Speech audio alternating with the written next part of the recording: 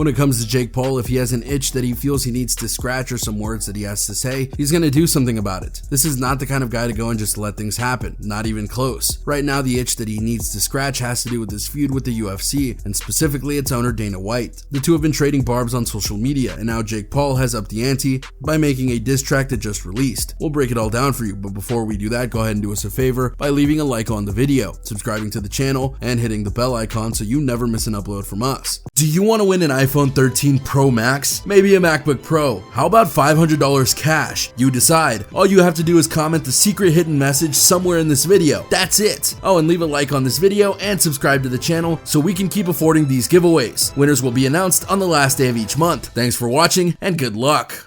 And with that being said, let's get straight into the video. The track. The Jake Paul Dana White diss track has landed, and it's everything you'd expect it to be from someone like Jake Paul. After teasing the release of a new rap aimed at the UFC president earlier this week, Paul uploaded the song Friday via his YouTube channel. The music video features a cameo from Bellator champion and former UFC champion Chris Cyborg, who interacts with an obvious White stand-in, before Paul launches into his rap. In the lyrics, Paul takes aim at not only White, but several prominent fighters that Paul has previously taken shots at before, including Conor McGregor, to which a sizable portion of the song is dedicated to, George Masvidal, Nate Diaz, and Khabib Nurmagomedov, as well as White's close friends and business partners Lorenzo and Frank Fertitta. The song opens with Paul rapping, "Now everybody from the UFC, put your mother hands up and follow me," followed by the refrain, Dana White. Other lyrics include various personal attacks directed at White and McGregor. Paul has become a polarizing figure in the combat sports world as he has ventured into a career as a professional boxer. The YouTube star is 4-0 as a pro, with knockout victories over retired MMA champions Ben Askren and Tyrone Woodley. Those crossover bouts placed him in the same orbit as White, and Paul has used the publicity to call for improved fighter conditions and compensation, specifically in the UFC. Paul's diss track closes with a spoken word section in which Paul implies that the feud with White is far from over.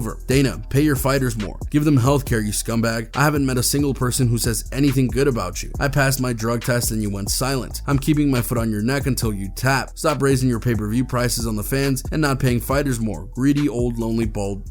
The YouTube description for the song says all proceeds from this video go to underpaid fighters in the UFC who get paid $12,000 minimum, but that probably should be taken with at least one grain of salt, not the least of which is because this came from Jake Paul, just saying. But let's get back to the track, shall we? Because obviously this was a very pointed attack against Dana White and the UFC, and even brought in a well-known fighter via Chris Cyborg to help lay some points across. And he also made it clear that this was meant to get in the craw of Dana White, which is fine per se, but you could also argue that once again, he went too far to go and continue his beef that he's been building up over the course of 2022. The real test, if you will, is going to be to see just how much this video does viewership wise, because if it doesn't do a lot, you can bet that Dana White is going to make note of it. How this all started. So, how did all of this mess and name calling start? Well, that would be because for a while now, Jake Paul has had a bone to pick with MMA and some of its fighters, which can be proven by the fact that he's fought some of them in a boxing ring and won 3 times now, in fact. Granted, those weren't against the UFC's biggest stars, and just as important, none of them were trained boxers, but that didn't stop Jake Paul from throwing shots. Just as important, when some of the UFC fighters came to his bouts, he called them out, and when Dana White entered the fray and shot down some of Paul's dream matches, it only escalated. Then when the new year started, Paul decided that he wanted to make his own New Year's resolution. Happy New Year at Dana White, here's a real challenge for you, Paul tweeted. I will immediately retire from boxing and fight George Masvidal in the UFC if you agree to 1. Increase minimum fighter pay per fight to $50,000. It's $12,000 now. 2. Guarantee UFC fighters 50% of UFC annual revenues, $1 billion in 2021. 3. Provide long-term healthcare to all fighters. You previously said brain damage is a part of the gig. Imagine the NFL said that. There are many UFC alums who have publicly said they are suffering from brain damage. Oh, and he wasn't done talking trash. You have 5 days to accept and to implement the above by March 31st, 2022. Once implemented, I will retire from boxing, enter USADA, and agree to a 1-fight deal with UFC to fight Weak Chin George. To all UFC fighters, time to take a stand and create value for yourselves and your peers. You deserve higher pay, you deserve long-term healthcare, and above all, you deserve freedom. Support each other. I am not your enemy, I'm your advocate, who selfishly wants to KO a few of you to make some big bank. So yeah, that was just to start the year, and we're not even into February yet, so you have to wonder what Jake Paul has planned for the other 11 months. Anyway, this would indeed get a response from Dana White, albeit not the one he was hoping for. Dana's challenge, do it yourself. In a response video, Dana noted that he doesn't think that Jake wrote those list of demands because, quote, you're too stupid, a hilarious post that we won't go into too, although we definitely agree with Dana White here. White further noted that Dana made a challenge to Jake, but Jake never responded to it and instead did this counteroffer. What was the OG challenge? Well, Jake Paul said that he felt Dana White was a cocaine user, something he won't back down from apparently. Dana White countered by saying that he felt Jake Paul was a cheater in boxing because he uses steroids. So Dana challenged Jake to the following. He would allow Jake Paul to test him randomly for the next 10 years for cocaine if he could check Jake randomly for steroids for the next few years. 2 years in fact. That's how confident he was in Jake being a steroid user. As for the challenge that Jake made, Dana pretty much laughed it off and told him to take care of his own business, stating that despite all the hype that Jake Paul tries to bring to his boxing matches, they apparently aren't getting a lot of pay-per-view buys. White even said his events were tanking, which is definitely not a good thing at all. Then in regards to him challenging George Masvidal, that didn't surprise Dana in the slightest, because he notices that Jake is challenging superstars who sell pay-per-views, even citing Conor McGregor and Nate Diaz as examples of this. Jake wants to go after them because he knows that their star power will be enough to sell the pay-per-view, since his star power isn't doing enough, apparently. Finally, and to put the ball in his court, Dana noted that if Jake feels he can do better for the fighters, then he should start his own promotion. An interesting idea that would be fun to see Jake Paul try and probably fail at. So yeah, he wasn't biting, so Jake doubled down, biting back. We'll just let Jake speak for himself here. Long story short, you addressed nothing that I said. Paul said on Instagram, I accepted your challenge. I said I would fight MMA. I said that I would retire from boxing, and you avoided all of that.